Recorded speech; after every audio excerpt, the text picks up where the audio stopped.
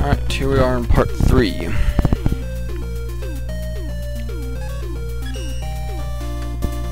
And Nightman has the third weapon that is required to get items like Gyro and Pharaoh, so...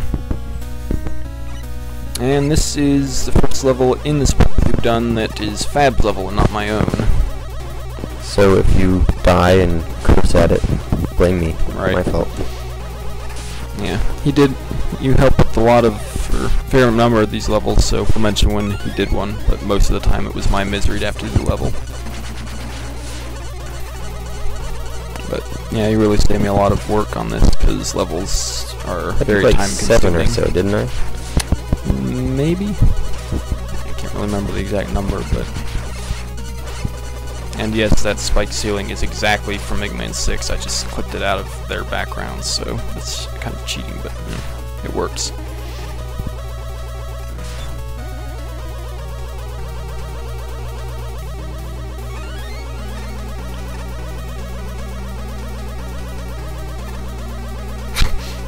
I usually don't do that. I usually walk in and blow them up, but I was...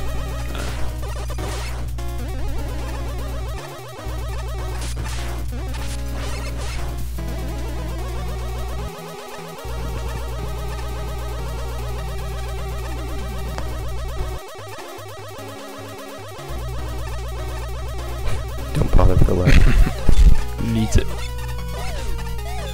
These guys are always obnoxious in this room.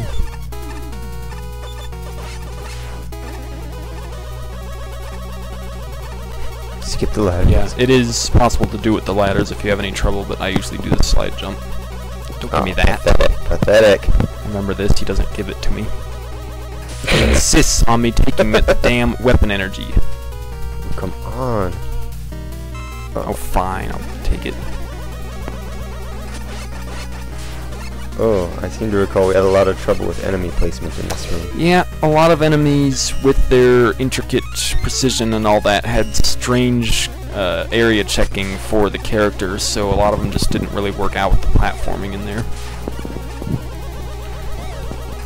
By the way, you may have noticed that he did not fly with Gyro. Gyro can naturally jump higher than SuperDanny can. So even if you've lost all your weapon energy for Gyro Fusion, you can still get to higher places. Very useful to know.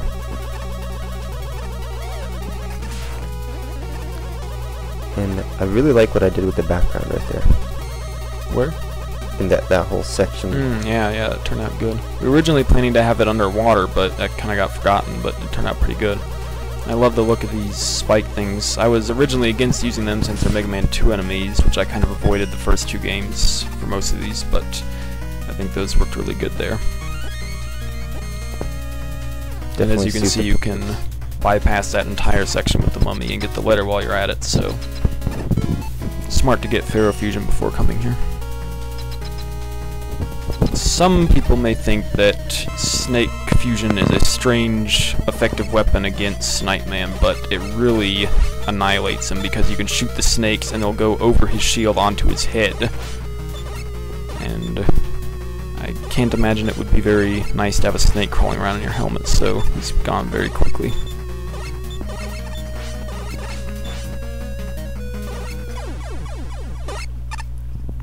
And of course, Fab did the Snake Fusion sprites, which turned out incredible. I love this forward sliding.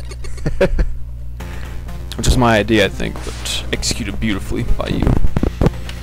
But yeah, when I saw those sprites in motion, I was definitely very pleased with the decision to push Top Man out of the main 8 and into the opening, and give the spot to Snake Man, even though his weapon's not the most useful. Of course, there was Top Man. Places, though.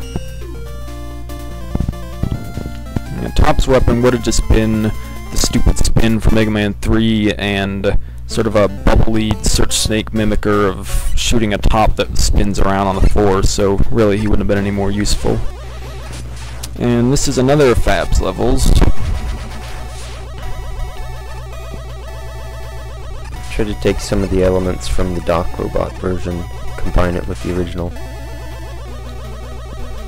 And the inclusion of bombs was for, he added them in Mega Man 3 for Game Boy. Yeah.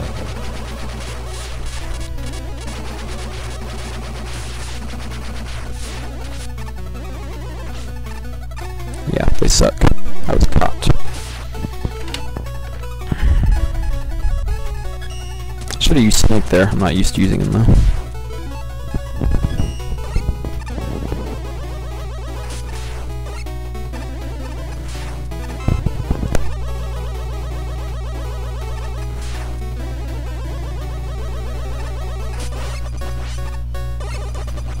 Incidentally, there are secrets in the game that Blyco is not showing you in this playthrough, so Alright.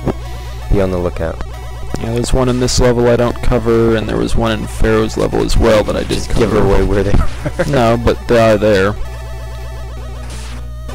I'm still playing this level. But yeah, they are here and about that I didn't go over, but nothing too exciting.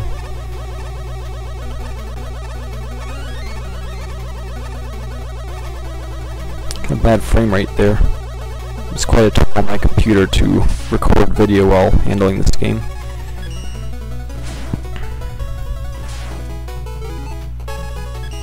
Night Fusion was being criticized until the very end and after by my test player JMC for being slow and worthless, which I guess he sort of is, but I think it suits him, so. But you won't be seeing much of him actually fighting or anything. He's usually just there to break blocks or shields. But he was actually the first cross-fusion sprite made. Originally this game, in the first days of its creation and planning, I was still going to do like the first SuperDanny where all the cross-fusion sprites were taken exactly from the Robot Master sheet, grabbable as long as they weren't too big.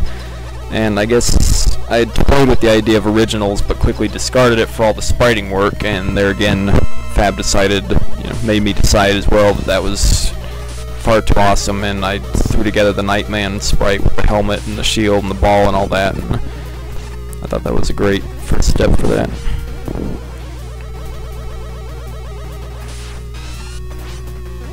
Shadow seems like he should be harder than in 3 because of his added attack, but I think he's actually a lot easier because you have the Mega Buster in this, and that really depletes his energy quickly, as you can see.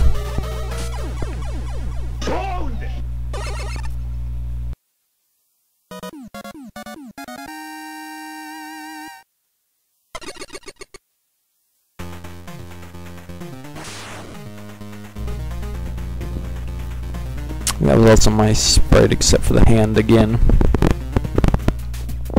I was just thinking how much it sucked when I would design a level and then give it to you and you put it in the game and then we find some major problem with it. Some enemy didn't work or this part you couldn't fit through.